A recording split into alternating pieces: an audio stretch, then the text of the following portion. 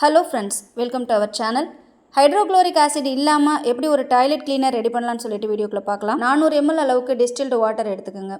அடுத்து பார்த்திங்கன்னா ஒரு 80 கிராம் அளவுக்கு சல்ஃபாமிக் ஆசிட், HClக்கு மாற்றான ஒரு ஆசிட்னு சொல்லலாம். இதை விடாப்பிடியான கரைகளை எடுத்து கொடுக்கறதுக்கு ரொம்பவே யூஸ்ஃபுல்லாக இருக்கும். அடுத்து பார்த்திங்கன்னா சிட்ரிக் ஆசிட் 250 கிராம். ஸோ அதுவும் நல்லா கரைச்சிக்கிடலாம். இது பார்த்திங்கன்னா சிட்ரிக் ஆசிடும் கரைகளை எடுத்து கொடுக்குறதோட உங்களுடைய பவுலை வந்து ஷைனிங்காக வச்சுக்கும். ஸோ அடுத்து ஜீ சால்ட் ஒரு 50 கிராம் அளவுக்கு எடுத்துருக்குறோம். ஜீ சால்ட் பார்த்திங்கன்னா ஒரு கிருமி நாசினி. அடுத்து பார்த்திங்கன்னா சென்ட் 10 ml, கலர் நமக்கு தேவையான அளவு. சென்ட்டும் வந்து ஆசிட் சென்ட் தான் யூஸ் பண்ணியிருக்கேன். கலரும் பார்த்திங்கன்னா உங்களுக்கு ஆசிட் கலர் போட்டுக்குங்க. ஆசிட் பேஸில் தான் ப்ராடக்ட் ரெடி ஆகும்.